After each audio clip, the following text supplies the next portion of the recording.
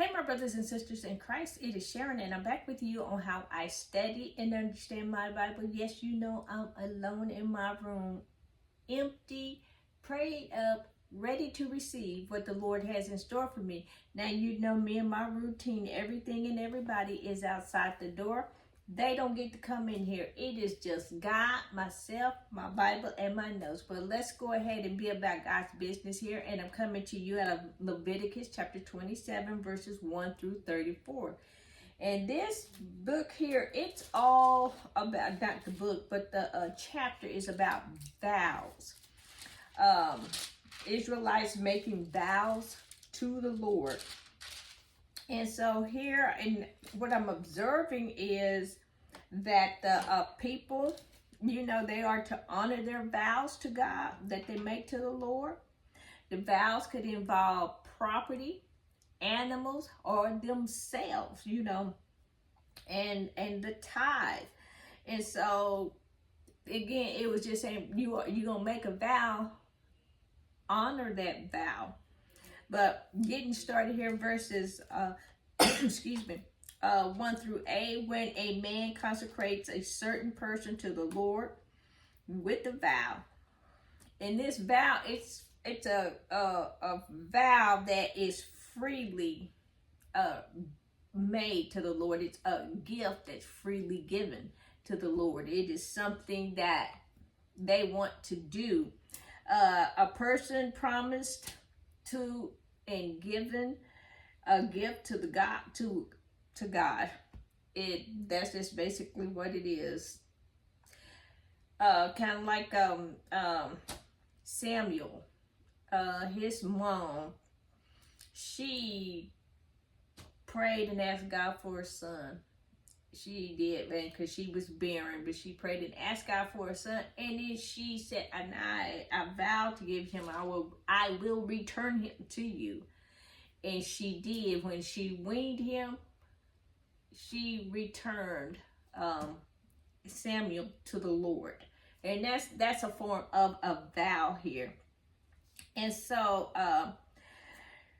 people, you know, that were not from the tribe of Levi, they could be dedicated to the Lord by, you know, by themselves or by their parents or whatever. That was like an example that I have given you.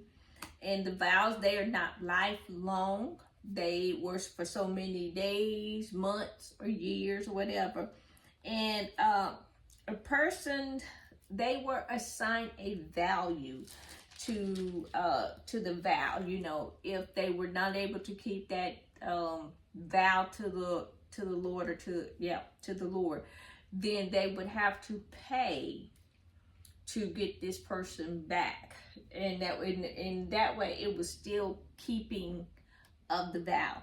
And so here are some of it. It's like for a male from the ages of 20 to 60 years old, they was worth 50 shekels. A female, she was worth, of the same age, she was worth 30 shekels. And a shekel is a little piece of silver, a weight of silver that they have as a form of payment or form of money.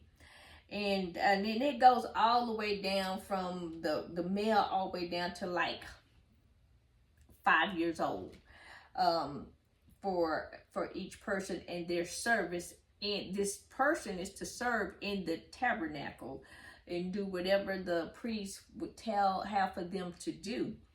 And so then in verse 8 here, and when a person was wanting to take back whatever they vowed to the Lord, then they would have to pay a certain price at the sanctuary to buy or redeem that person back. And that price, he would have to give that to God. And this would constitute the redeeming of a vow. And when they did this, you know, they would have to pay, I believe it was whatever the priest calculated for the worth of that person, the job that they were doing. Then they would have to pay the priest or the tabernacle that amount plus 20%. And so moving on, verses 9 through 13 here, animals that were acceptable for a vow or to be consecrated to God as a payment for a vow, but they could be, they could be presented as a payment for a vow. So if you didn't have the cash on hand, you could redeem the animal. And in verse 10 here, verse 10, that was still part about the Lord, the animal that was given to the Lord. It could be exchanged for another one, or it could not be exchanged for another one for a lesser or more value. So if you vow to the Lord a unclean animal, if you vow that to the Lord, and it's in the temple, or not in the temple, but around the temple, doing whatever it is to be doing, and then you say, okay, I need that animal back for breeding or whatever, and then you want to buy it back or just exchange it for another animal, it had to be for a greater, how did they say it in the stores, for equal or greater value. Like when you buy one, get one 50% off for equal or greater value or lesser value in the stores. But with here, it was equal or more value. That's how that went.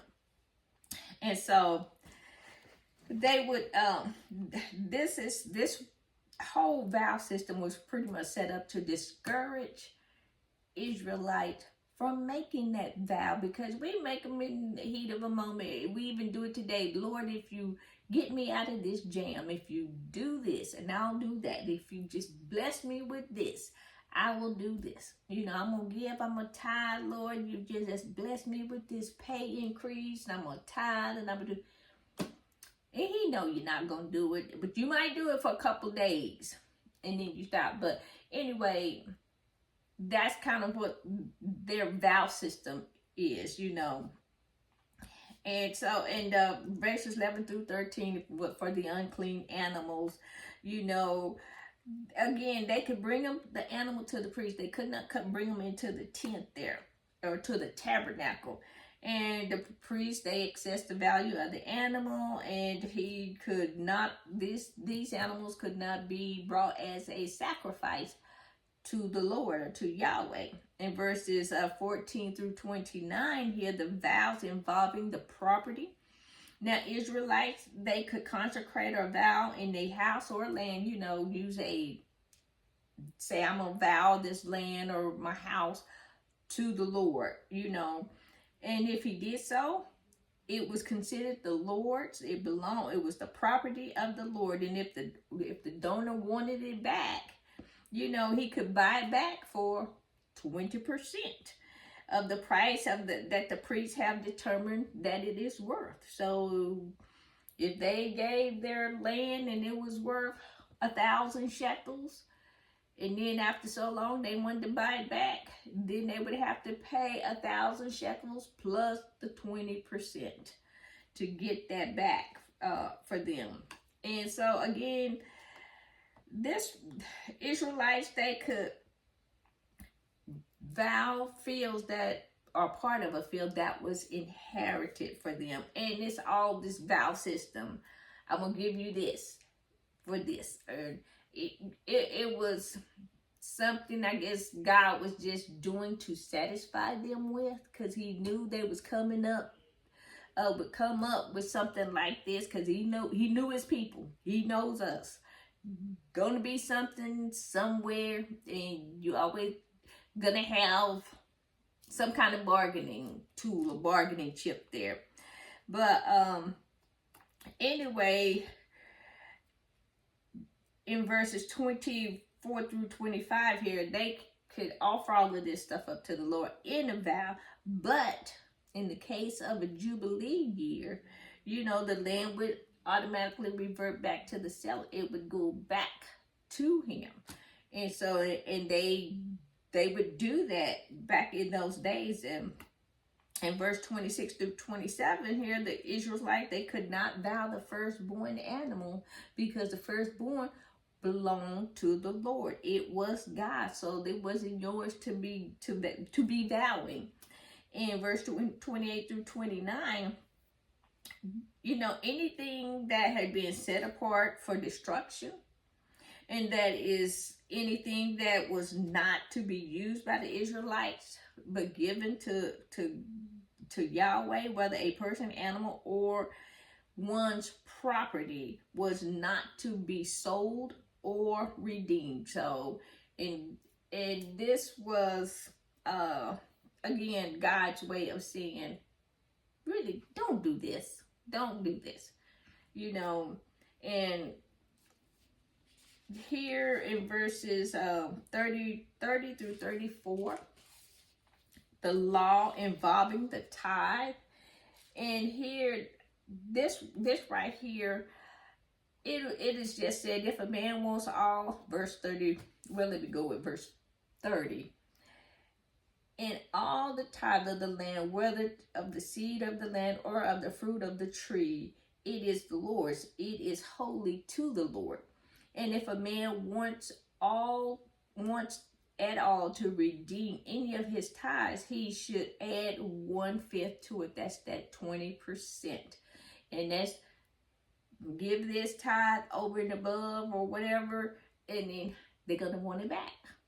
So they're gonna have to take it back. Pay 20% of whatever it was that they got. There's gonna be an additional 20% over that.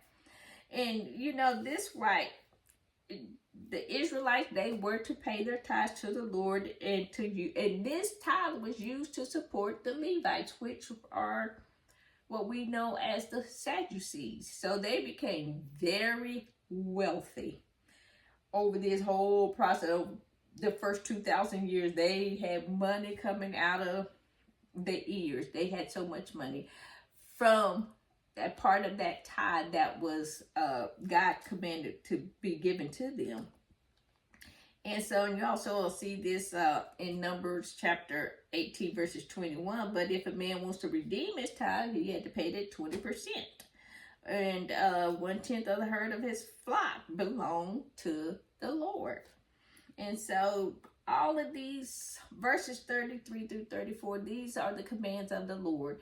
Even though he knew they wasn't going to be kept, but he was, what do you call it, getting along, just going ahead and getting along with the Israelites. And that's just a flesh nature of the man. So God was just tolerating it, knowing that, hey, most of the time they're not going to keep this. They're not going to honor this. There's going to be a reason that they can't do it or excuse or whatever. So he knew. And so we just thank God that he knows us. And right now in the New Testament, Jesus says, I think it was Paul, he knows what we're going to ask even before we ask. And he supplies all of our needs according to his riches and glory. So we just have to trust God to provide that for us and stop making the vows or promises to empty vows, empty promises to him, knowing that you're not going to keep it. Well, this will end my Bible study for Leviticus chapter 27. And as always, it is a blessing to get to share God's word with you. You be blessed, be safe, and remember to hit the like and subscribe button. Bye.